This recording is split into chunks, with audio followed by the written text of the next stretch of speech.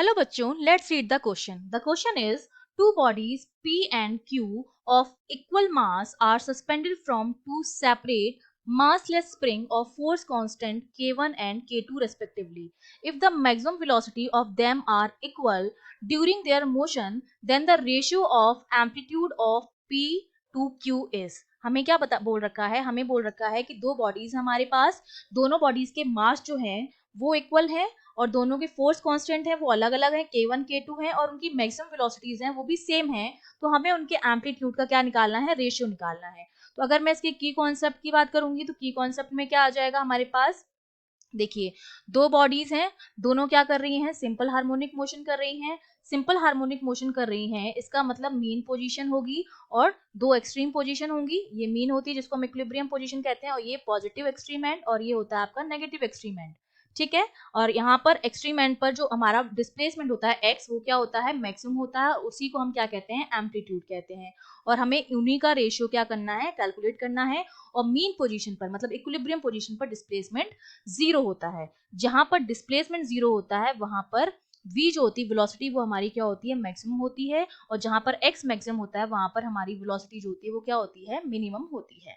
Simple harmonic motion में जो velocity है, मैक्सिमम वेलोसिटी जो है उसका फॉर्मूला दिया जाता है v मैक्स का जो फॉर्मूला होता है वो होता है a ओमेगा के बराबर, जहां पर a एम्पलीट्यूड है और ओमेगा आपकी होती है एंगुलर फ्रीक्वेंसी। ठीक है, अब क्वेश्चन में हमें क्या दे रखा है, दो स्प्रिंग है, ये हमने मान लिया पी सिस्टम है जिससे मास m लटका हुआ है, इसका स्प्रिंग कांस्टेंट K1 है। ठीक है, ये हमारा P है। ये हमारा क्या है, Q है जिसका स्प्रिंग कांस्टेंट K2 है और इस पर भी सेम मास है क्योंकि मास सेम बता रखा है, ये हमारा Q है, स्प्रिंग कांस्टेंट इसका K2 हो गया।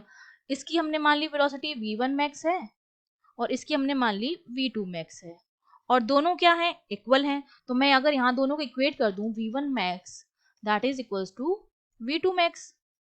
अब v मैक्स का जो फॉर्मूला होता है a ओमेगा होता है, जो कि मीन पोजीशन पे इक्विलिब्रियम पोजीशन पर होता है, जहां पर x जो होता है जीरो होता है। तो जो वैल्यू आ जाएगी हमारे पास, वो वैल्यू कितनी आ जाएगी, यहाँ पर जब मैं वैल्यू पुट करूंगी तो a1 ओमेगा हो जाएगा यहाँ पर। और यहाँ पर ओमेगा की वैल्यू हमें ये पता है कि ओमेगा जो होता है उसका फॉर्मूला होता है under root k upon m। तो मैं वो फॉर्मूला पुट कर देती हूँ।